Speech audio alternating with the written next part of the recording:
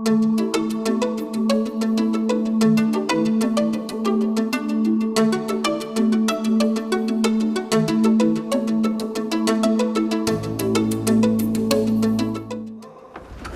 Jimmy Muldoon, and this is my good brother Shaun. Hello everyone.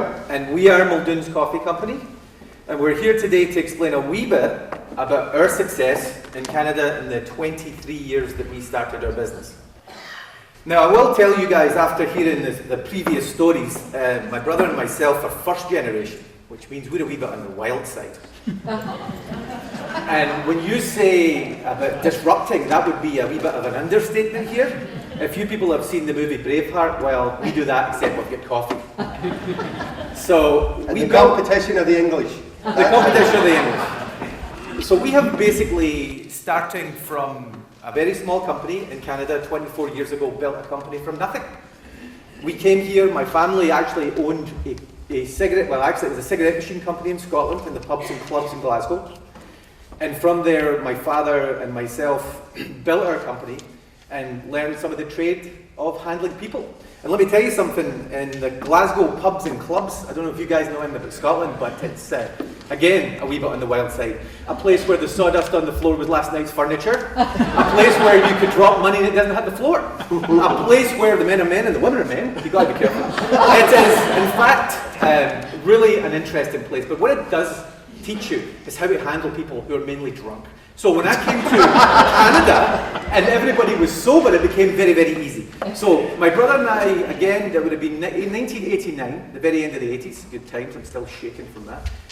Very end of the 80s, we started this business. We started it with 6 plastic coffee machines. We started it with nothing. Look at the pants. That is where I started.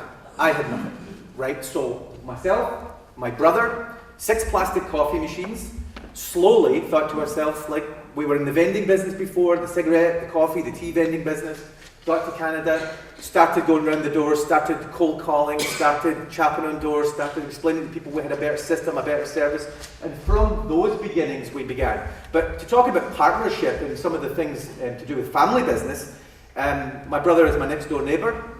I needed somebody to take my recycling. My brother is my best friend. Myself, my brother, there's actually 9 Muldoon family members in our company right now. My mum and dad still involved in the company to this day. Even though the enterprise they had in Britain was a smaller one, I learned at my father's knee how to handle customers. I learned how to have some humility. And that's what I taught my kids as well to this very day. So I kind of am a second generationer in some ways, because at 15 years old I was working in those pubs and clubs. Oh, I didn't go to university. I'm grade 9. He's the clever one. He's grade 12. I went to the university. That's why I'm the CFO. I got grade 12. That's right. So again, starting from Canada, starting with nothing, starting with a lot of drive and starting with some ideas. But in terms of partnerships, if you show them the next one, Shaun. If we go back to the first one with this together, I'll show you something about partnerships. That's partnership. That's when I got my idea with the ties. I'm the slightly fat one in the right. So that is how we think. That is how we started. That was how we began our enterprise, really. My brother and I were always very close. And as we started building our plant and started building our business, one thing just went to another. There's really, in our world, and the way my dad taught us, there's 3 things that you have to have in business to be great. Number 1, you need a great product. I fell in love with it. I got lucky, which is coffee. Number 2, in our case, brewing of the coffee became incredibly important. That's the second leg of our 3-legged bar stool, we call it. The third part of this equation for me is customer service. So, see, we call that the 3-legged bar stool to us in our strange world, or the Muldoon's blanket of love, depending on who we're talking to, right? And we tend to berate that over our customers, which gives us, I think the banks call it, a high sticky factor. I don't lose business. Why would I lose business? I love them. I'll do anything for them. So if it's service, if it's quality, if it's price, anything. So when you've got that commitment, when you've got a relationship, and you don't need a contract, by the way. Well, in my world, you don't need a contract. No, if your customers like you, what the hell do you need a contract for, right? If you've got a relationship with your client, and you have a great product, and you have a great service, even the money part, you've got nothing to fear. And that's where our business is today. So my brother and myself, with nothing, from the basement of a house, have managed to build our company now in a 25,000 square feet, 2,500 customers, and 50 employees. And every single client myself and my brother have obtained, we've done it by ourselves because we know you can get a sales team. We're just a lot of trouble, right? So now the trouble's really going to start because at this time in our business, with great help from people like Mitch Silverstein, who was fantastic, by the way, and Richter, who are our trusted advisors. And I will say to Mitch, he's helped us invaluably with our business. I don't need you worry about numbers. I don't need you worry about math. Mitch does that for me. I just worry about customers and loving them, right?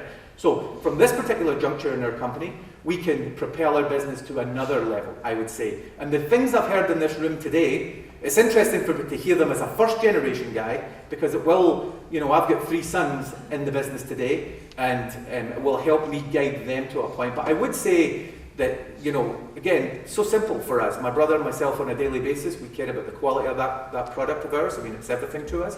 And we care about that brewing systems. As you've seen some of them today, we've invented some of our own. And we care about that customer service. And to that end is what's led us well to this point.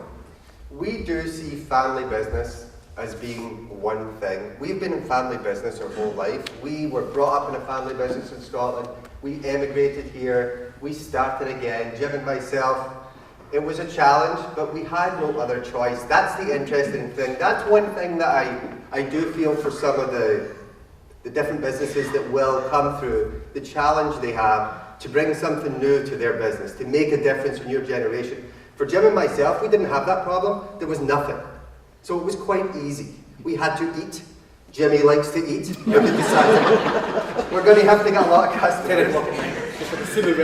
That was it. So, I mean, that was the only choice that we had. So we were a coffee service for many years. We always went to school with a shirt and tie. We always went to work with a shirt and tie. We've always dressed like this. We started a service in Toronto. We had shirts and ties. We'd go in with the same coffee as everyone else. Where it was different is that we loved our business. We still do. Every single thing my people do or my company does, we are so involved in it, but we so believe. That's what I need in our business as I grow the business, as it gets bigger. I don't want to be twice as big and half as good. I think that would be just such a disappointment for everyone involved. My dad is awesome to us. He's everything to us. He knows nothing of the business. Mitch could tell you that. But he loves us to death. So we'll have large meetings, and there's some bankers in this room that we're involved with. And they'll meet my mum and dad. And why are my mum and dad at work? Because that's where their kids are. So they come and see us. Now, it's not very professional some days when you're having a meeting and your mum comes in with a sandwich. But then again, but it's okay. For a few years we did try to be more professional. We tried to be very synthetic and flash, and we had fancy coffee packaging and fancy trucks. Then we just changed it all back. Ultimately, I'm not going to be able to impress my clients by my size. My clients are huge. But we can impress them with our passion. We love this business. We love our people. Eddie Furtado, the guy that's out there, he would run through walls for us. We love him. He loves us. That's how we grow. So that's what we see. As my brother has already said, I mean, a lot of people in this room have very large companies. A lot of them have more experience in this room than I've got, I suppose. I mean, I've only done this for 24 years. The world, according to Willy Wonka and myself, is how we roll. Yeah. I mean, we are often, not a great time to say it, but we are, be careful what I say to you, but we are sort of the North Korea of companies. Because we are so strange. We just do whatever suits us. Things change in a heartbeat if we think it's the right way to do it. So it's a curious thing that we've got. People quite like it because it's really real. I go every day and get new clients every day. My company grows now at 25 to 30% year-on-year growth. I now can't keep a lid on this thing. It's getting really weird, right? But I will tell you, to us, it's a very simple thing. It really comes back to the 3 basics of business again. I'm not sophisticated. I'm just normal. But I tell you what, I'm abnormal actually, but I tell you, I sleep this thing, I live this thing, I'm never off, I'm on all the time, I have this on my pajamas.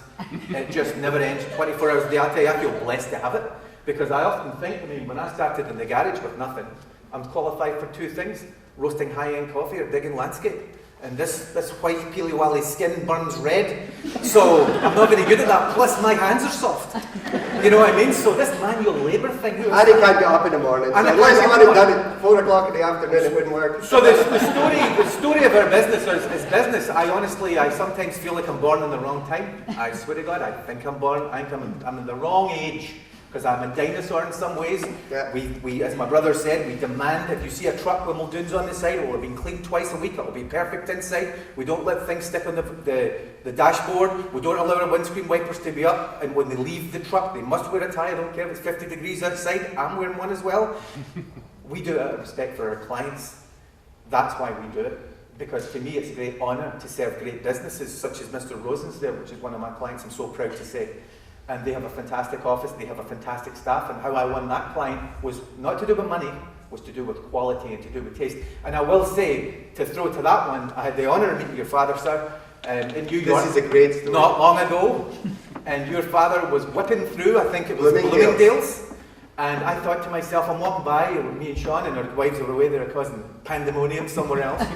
And I said to him, hey, I think that was Mr. Harry Rosen. He's like, oh, no way, it was Harry Rosen. He went by so fast. Jimmy's also a bit delusional, so sometimes he sees things that don't No, I happen swear to God, sometimes. I know the guy's eyes. I know his eyes from the magazines, and I know his eyes from looking at him, right? What's Sure your enough. chances? So I go over, and we love Harry Rosen. We go to your stores, and we love the service, and we love the tailoring, and we love that, and we'll pay for it too, because you get what you pay for, right?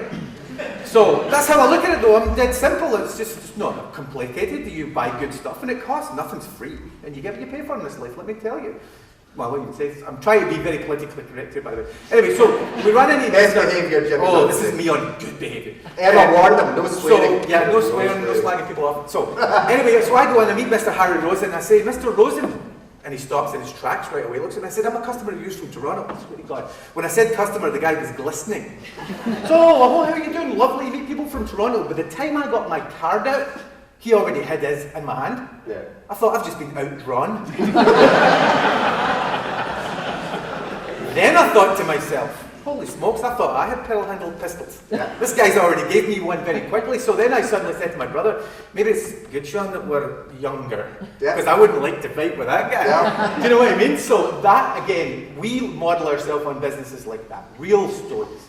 So we watch people, we look at what they need, we make our systems accordingly. We've now developed another system which is revolutionary now. It's going to go crazy. And at the same time, we've run out of space, we need more trucks, we can't get our vehicles in the building anymore. We need all these different things. We've got 50 people, we don't have human resources. My God, you guys know what it's like without human resources. The things that happen to me in a day, people asking me strange questions like, will the company pay for a cleaning solution for my shirts they get dirty? I mean, I don't know, ask whoever. So, And by the way, whoever is normally me. yeah, my brother doesn't, we sit to make things even odder, we have the teamwork thing goes very deep with us, so we sit in a central office, so there's two of us in this glass office. It's like the Starship Enterprise without the knobs. Well, there is a couple of knobs. But still, we're actually sitting there amongst this, and the questions, it never stops. Night and day, Yeah. strange questions. If he misses a day at work, which he's, by the way, he's never been sick in how long? Well, 23 years? Yeah. That's what we like. Never sick in 23 years. That's the standard. So. I've been sick the odd time, but what can I tell you? I'm more delicate than he is. But anyway, I'm only, if he doesn't show up at work, I don't show up at work because they ask too many weird questions. Yeah. There's got 50 people asking me questions all day, right? I don't know the answers to any of it. The only thing I know is the mission. They laugh at me because I'm so strange that I have a tunnel vision on things. And they say I'm the guy looking through the hole in the fence. I only ever see the target. I see the target, the customer, or what the need is, but I don't see any of the peripheral stuff that flies about me. So, with that said, we feel that we're the luckiest people in the land. We feel blessed to come to work every day. If I had a tail with my Jack Russell, it would be wagging. I honestly think I've died and went to heaven, because my goodness, what a fantastic thing. I ended up in the right business, at the right time, with, quite frankly, the right shtick, because you need a wee bit of entertainment in order to tap dance your way into some of these receptionists. I became a master at talking between phone calls. And if I can manage to get my size 11s into your corporate lunchroom, well, there's going to be trouble, right? So we find that the market today in our world has lost a lot of that. I fight big people. There is no soul. They have leaderless and rudderless, some of these companies. And myself and my brother are right in the sort of kill zone. We have got tons of energy because we love it. We have a ridiculous product everybody wants. Do you know we don't even sell our ridiculous... We've not even talked about the coffee because we're here to talk about family business. Yeah. If I We're not allowed to talk about the coffee. If I start getting on the subject of coffee, I'll really freak you guys out. But we sell a completely different thing in a completely different way. I would say to you that if you go online, you can't buy my coffee because I need to know who you are. Because I worry about where it goes. Explain that to somebody. You understand? I need to know you. Like, what are you? Would you like dark? You like light? You like medium? I'd be like shit in a suit without seeing the guy. I don't need the money that bad. Do you know what I mean? Like, so how do you explain that to people who don't understand it? You end up making yourself a really curious company. So I think what you're about to see in Muldoons Coffee anyway, you're probably going to see the biggest overnight success of a long time, because this whole place is going to be flooded with my vehicles, quite frankly. Not because I'm an aggressive guy, because actually I feel like I'm not aggressive. I'm just a wee bit mission critical. We are now building a sales department, so now I've got one salesman, God love him, because I'm looking for 13 out of 10, which is a bit of a problem. And we feel that as we start developing the company more and more, it's going to become a bigger and bigger thing. But I swear to God, you could come to see me when I've got 1,000 people, and I'll always be the same guy. I think much like a great man that I met in New York. Then it becomes not about the money, it doesn't become about anything, it becomes all about the product and the idea and how you can do things. And like I say, in my world, because I started with so little, again, a lot goes to my father though. I mean, I will say to you people, like, I'm saying I'm no business trained, not that way. I'm business trained a different way. I mean, when you're 15 years old and you're doing your business and you're filling those machines and you're handling drunk customers and you're doing all this stuff, and you come to Canada and you do the exact same thing again and you start from that garage that you've seen, because that's what I had. I had nothing. I assure you I sold that machine. Right? Probably sold it a good few times as well as the years passed. But built that great business and built that great brand. If you meet any of my people on the street, you'll see the exact same attitude. Our staff turnover is almost zero. We never lose people. And how we do that? Simply, we believe that we pay well, but we treat well. And we dialogue with them. And we make them feel part of that team. What we do see, our challenge, and it's not as complex as many companies here. Our challenge today is to keep it going the way that it's going right now. What got us here is what's going to get us to the next level. But to be honest, we do feel like we've already won. People often say, when would you retire? Sell the business and retire when I'm old like Mitch. But I tell them, Mitch is really old, by the way. We would never retire. We don't retire. We do this because we love it. We love this business. We love everything about it. I've been blessed to have a brother that's great with people. That's what he does. But if you send Jim out in the street today, he'll come back with business no matter what he has. We sold the same level of product as everyone else for 10 years. We just sold it with a little bit more sizzle.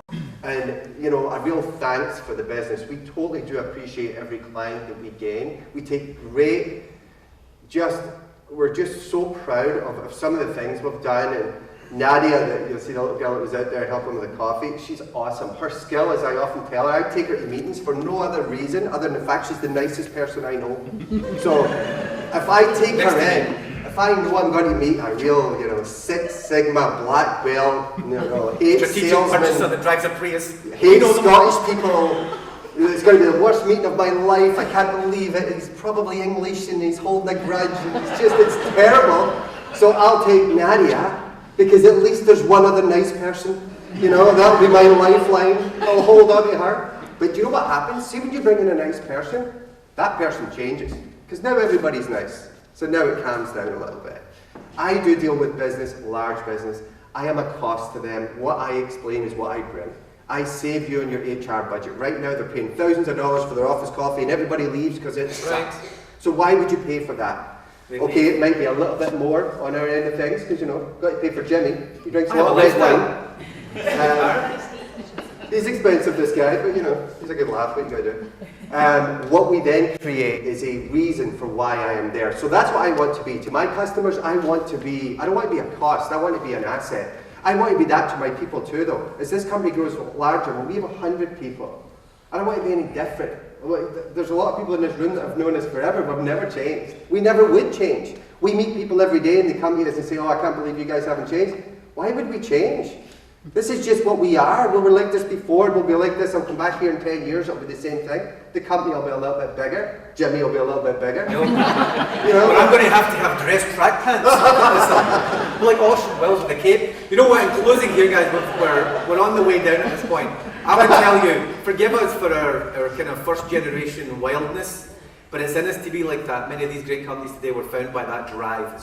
It's mission critical. I started this company to feed my kids, and feed my family, and with that in mind is what was always in my mind to do it. Hence why I was never beaten, never stopped, because you actually need to kill me. Because when I decide to do it, I'm like, there's no stopping me, right? You better put something under the car, because other than that, you're not getting rid of me.